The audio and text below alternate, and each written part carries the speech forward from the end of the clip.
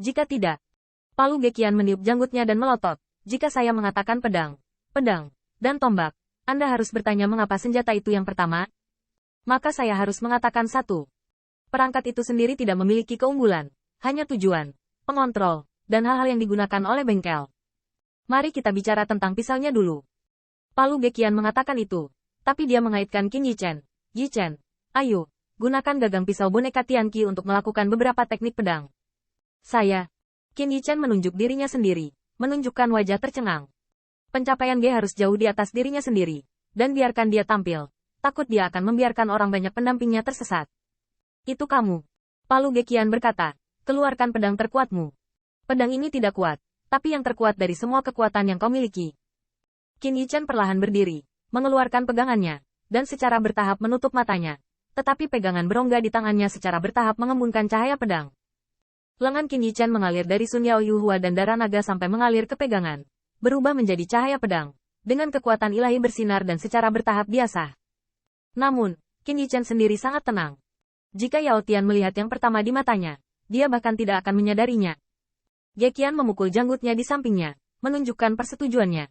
Ya, hentikan itu, mulia. Tiba-tiba, sisik naga leluhur menjadi 10.000 zang, dan pedang Qin Yichen ini termasuk di dalamnya. Namun, hal yang aneh adalah bahwa cahaya pedang tampaknya terpaku pada sisik naga, sulit untuk menghancurkan sisik naga, dan sulit untuk menghilang dengan sendirinya. Ya, boneka kiamat tidak punya waktu untuk menghapus pemahaman. Kamu sudah memiliki pemahaman awal. Palu Gekian mengangkat telapak tangannya, pegangan apokaliptik terbang ke arahnya, dan kemudian muncul di depan Yao Tian. Pisau ini, bersama dengan bilah yang dipotong ringan oleh Yichen, dapat dikatakan sebagai model pisau. Anda tipis memahami. Tidak hanya rune ilahi dari gagang pisau pemahaman, tetapi juga berpartisipasi dalam yidas pisau ini berubah dari saat pisau ditarik ke saat pisau dilepaskan. Saat berbicara, sisik naga leluhur berkedip, yang berubah menjadi cahaya dan bayangan persis sama dengan Qin Yichen. Postur pedang. Yao Tian menatap matanya, tapi dia terkejut. Pertama, dia dikejutkan oleh kekuatan pedang Qin Yichen ini, dan cahaya serta bayangan yang dipantulkan benar-benar dapat mentransfer kekuatan ilahi Qin Yichen dan mengirim dan menerima dengan pisau. Sepanjang waktu. Bahkan jika Anda menyadarinya secara detail, Anda mungkin merasakan hukum Dao ilahi Qin Yichen dari front Tibet hingga ledakan agung, dan lengan tubuh dewa, pengoperasian darah naga. Dapat dikatakan bahwa cermin cerah ini akan mengulangi semua Qin Yichen sebelumnya untuk memahaminya untuk menarik kepompong. Bos pedang ini, sangat kuat. Qin Yichen menggaruk kepalanya dan memainkan pisau besar di depan G. Selalu berpikir itu menunjukkan sedikit keahlian seseorang di hadapan seorang ahli. Hanya berdiri di pundak para leluhur untuk menunjukkan keburukan itu saja. Palu Gekian berkata dengan sungguh-sungguh, aku baru saja mengajarimu dan lupa. Pedang boneka Tianqi itu tajam. Itu urusannya. Anda memahaminya. Dan Anda menyadari Feng Tibet. Pedang 6 kata dan kata-kata itu meledak menjadi satu. Itulah keahlian Anda. Ziyun malu. Tidak menyangka sendiri kata-katanya menyebabkan bos ditegur dan menggaruk kepalanya. Senior, bos dan kami menghormatimu. Lao Zi tahu. Palu Gekian berkata. Tapi ini tidak ada hubungannya dengan Dao. Itu hanya sentimentalitas. Anda di sini untuk belajar Dao. Dan Lao Su tidak mengajari Anda benda asing ini. Dalam 2 bulan terakhir, Gekian Hao membuat semua orang terputus sampai dia hanya setelah puas barulah berlalu. Senjata berikutnya, pistol. Qin Yichen saling memandang dengan cemas. Seni tombak, yang terbaik di antara mereka, mungkin adalah dirinya sendiri.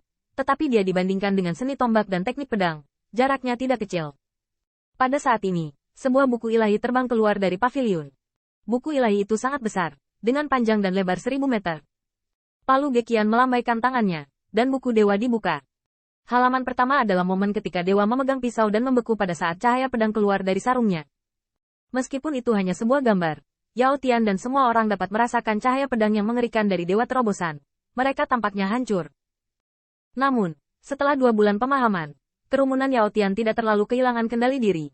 Dan Qin Yichen telah mempelajarinya dengan cermat untuk waktu yang lama, dan tiba-tiba merasa bahwa dewa di halaman pertama ini menghunus pisau dengan dirinya sendiri.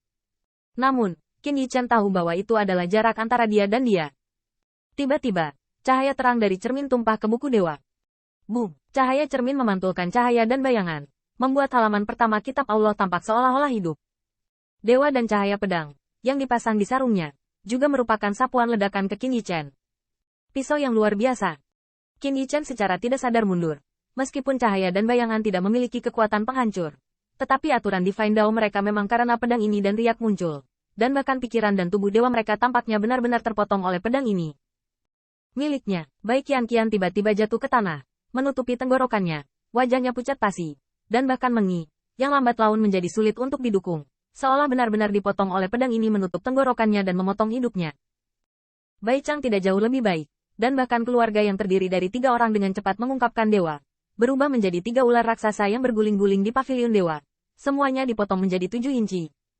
Bang, hal yang sama berlaku untuk dewa iblis. Tampaknya terputus, jatuh, dan bahkan kehidupan dan minat secara bertahap terputus.